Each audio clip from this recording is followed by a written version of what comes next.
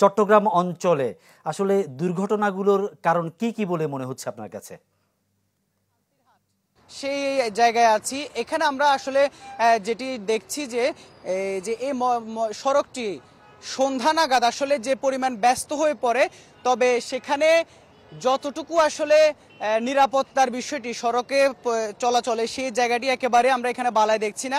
বিশেষ করে যে মোড়গুলো বাজারগুলো আছে সেই জায়গাগুলোতে তো নেই, পাশাপাশি অন্যান্য যে বাগগুলো আছে সে বাগগুলোতে আসলে সন্ধ্যা নাগাদ কিন্তু মানুষজন যখন পারাপার হয় তখন কিন্তু আসলে দুর্ঘটনার মাত্রাটা বাড়ে।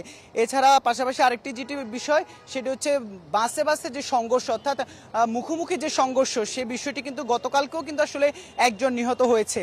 আমি যদি আসলে গত 2 বছরের পরিসংখ্যান একটু বলি, প্রায় 150 শতাধিক মানুষ কিন্তু আসলে নিহত হয়েছে শুধুমাত্র চকরিয়া এবং কক্সবাজার এই যে সড়কটি, সেখানে যেখানে 57 কিলোমিটার সড়কের মধ্যে বিপজ্জনক বাঁক রয়েছে 31টি।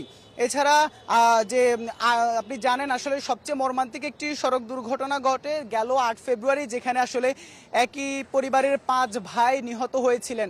তো আসলে এই ধরনের মর্মান্তিক ঘটনা কিন্তু এখানে এই সড়কটিতে প্রায়ই ঘটছে। তবে দীর্ঘদিনের দাবি থাকলেও এই যে পুরো কক্সবাজার চট্টগ্রাম সড়কের আশপাশের মানুষের পাশাপাশি যেহেতু এখানে পর্যটকরা আসে কক্সবাজারের দিকে যায়, তাদেরও দীর্ঘদিনের দাবি ছিল এই সড়কটি যদি অন্তত 6 লেনে উন্নীত করা যায়, সেক্ষেত্রে কিন্তু আসলে এই দুর্ঘটনার মাত্রাটা কমে আসবে। তবে সেই বিষয়টি কিন্তু বিগত কয়েকটি সরকারও কিন্তু সেভাবে আসলে যে জোর দিয়ে নজর দেওয়ার বিষয়টি দেননি। তবে সাম্প্রতিক সময়ে কিন্তু আসলে এই সমীক্ষার বিষয় বলা হচ্ছে, সেটিও আসলে কতটুকু এগিয়েছে সে বিষয়ে কিন্তু এখানকার যে সাধারণ মানুষ তারা আসলে সন্দিহান। তারা বলছেন বারবার কিন্তু আসলে তাদের জীবনের ঝুঁকি, পর্যটকদের জীবনের ঝুঁকি, মুখোমুখি সংঘর্ষে একের পর এক নিরীহ মানুষজন যখন প্রাণ হারায়, তারপরও বছরের পর বছর যেহেতু সড়কটি আসলে 6 লেনে উন্নীত সম্ভব হচ্ছে না। আসলে কত মানুষের প্রাণ ঝরলে এই সড়ক আসলে 6 লেনে উন্নীত হবে, সেটি আসলে এখন বড় প্রশ্ন হয়ে দাঁড়িয়েছে।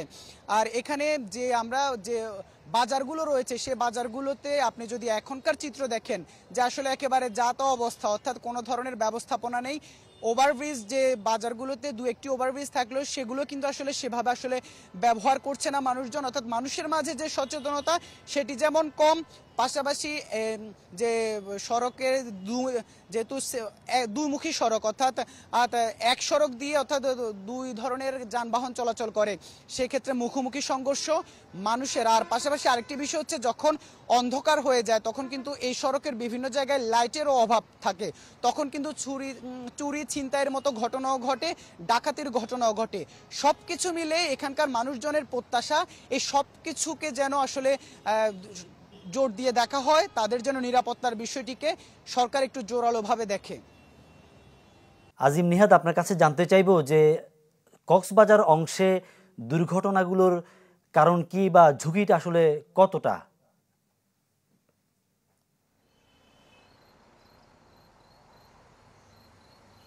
আমরা আসলে আমাদের কক্সবাজারের যে অংশটি রয়েছে সেখানে বলা হচ্ছে যে 157 কিলোমিটার সড়কের মধ্যে কক্সবাজারে 50 থেকে 55 কিলোমিটার, এর মধ্যে চকরিয়ার পর অর্থাৎ যে চুনতি এলাকা রয়েছে লোহাগাড়ার শেষ অংশ, সেখান থেকে এর আগের যে জায়গাগুলো রয়েছে বড়ইতলি হারবাং যে এলাকাগুলো রয়েছে সেখানে সবচেয়ে বেশি দুর্ঘটনা ঘটে। এবং আমরা যেই কক্সবাজার শহর থেকে শুরু হয়ে রামুর পর এবং ঈদগার আগে যে জায়গাটি রয়েছে জোয়ারিয়ানালা রশিদনগর, সেখানে সবচেয়ে বেশি দুর্ঘটনাগুলো ঘটে। এখন পর্যন্ত আমার কাছে যে তথ্য রয়েছে 2024 সাল থেকে শুরু করে 25 সালের 9 মাস পর্যন্ত এই সময়ের মধ্যে 49 জন নিহত হয়েছেন বিভিন্ন দুর্ঘটনার মধ্যে। সেখানে সবচেয়ে যে কারণগুলো উঠে আসছে, সড়কটা সরু অবস্থায় রয়েছে সেখানে, এবং বিশেষ করে কক্সবাজার থেকে যে মালামালগুলো বহন করা হয়, বিশেষ করে লবণ বহনের ক্ষেত্রে অনেক সময় পিচ্ছিল হয়ে যায়, সে কারণে এই দুর্ঘটনাগুলো। আমাদের সাথে কক্সবাজার চট্টগ্রাম সড়কটি 6 লেন করার আন্দোলনের 2 জন নেতা রয়েছেন, আমরা একটু তাদের কাছে জানতে চাই মূলত এই দুর্ঘটনাগুলো কেন ঘটছে, এবং হচ্ছে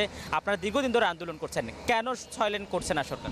আপনি জানেন কক্সবাজার চট্টগ্রাম এটা মহাসড়ক হলে এটা মহাসড়ক বলা যায় না, মাত্র 18 ফিটের একটি অপ্রশস্ত সড়ক। এই সড়কে প্রতিদিনও দুর্ঘটনা ঘটছে, শুধু স্থানীয় মানুষের মারা যাচ্ছে না, আমাদের কক্সবাজারে আগত পর্যটকরা মারা যাচ্ছে এবং পর্যটকবাহী গাড়িগুলো মারা যাচ্ছে। আপনারা জানেন ঢাকা চট্টগ্রাম মহাসড়ক হচ্ছে আপনার 6 লেনে, কিন্তু 8 লেনে, কিন্তু কক্সবাজার ঢুকে যখন 18 কিলোমিটার সরু রাস্তায় পড়ে তাদের গতিবেগ আগের তুলনায় এই যে কমালেও তারা দুর্ঘটনার শিকার হচ্ছে প্রতিনিয়ত। আমরা দেখতে পাচ্ছি এখানে মৃত্যুর মিছিল আমরা প্রতিনিয়ত দেখতে পাচ্ছি, কেউ স্বামী হারাচ্ছে, কেউ বাবা হারাচ্ছে।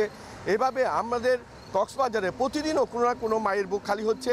আমরা এই জন্য আমরা সরকারের কাছে দাবি জানাই চট্টগ্রাম মহাসড়ক অচিরেই এই শৈলেন উন্নীত করার জন্য এই ঘোষণা দেওয়া হোক। মহাসড়কের মধ্যে আমরা অনেকগুলো যে যানবাহনগুলো নিষিদ্ধ সেগুলো দেখতে পাই, এগুলোর বিরুদ্ধে আপনাদের আন্দোলন ছিল, সত্যিকার অর্থে কি প্রশাসন কোনো ব্যবস্থা নিয়েছে? না, এই যে প্রশাসন তো নির্বিকার, হাইওয়ে পুলিশগুলো কি করে আপনারা দেখেন না। প্রথমত হচ্ছে আপনার ছোট সরু রাস্তা, দ্বিতীয়ত সেখানে চেঞ্জে টমটম এগুলো ঢুকে পড়ে, বিভিন্ন গাড়ি ঢুকে পড়ে, যার কারণে অপ্রশস্ত রাস্তা, তার উপর চেঞ্জে অবৈধ গাড়িগুলো প্রবেশের কারণেই যে প্রতিনিয়ত দুর্ঘটনাগুলো ঘটছে, এগুলো আমরা সকলেই জানি। যে হাইওয়ে পুলিশের দায়িত্বটা কি, তাদেরকে ভূমিকাটা কি, সেটা আমরা কোনো তাদেরকে বুঝতে পারি না। আমরা চাই অচিরে সেটার জন্য তার ব্যবস্থা গ্রহণ করা হয়, হাইওয়ে রুটে যেন অবৈধ গাড়ি প্রবেশ না করে এবং আমাদের ছয়লেন যেন আমাদেরকে উপহার দিতে পারে। কারণ কক্সবাজারের এমন একটি জায়গা যেখানে কক্সবাজার সমুদ্র শহর থেকে শুরু করে আপনার রোহিঙ্গা ক্যাম্প, বিশাল একটা রোহিঙ্গা ক্যাম্প, তার উপর এখানে কত মানুষের যাতায়াত, প্রতিনিয়ত দুর্ঘটনা ঘটছে।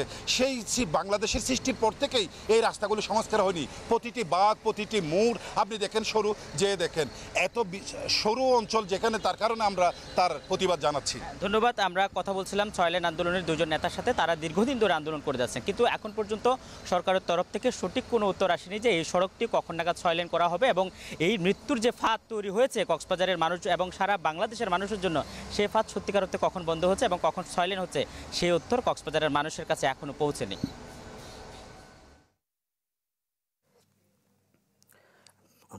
আজিম নিহাদ, আপনাকে ধন্যবাদ এবং আপনার যে দুজন অতিথি ছিলেন তাদেরকেও ধন্যবাদ।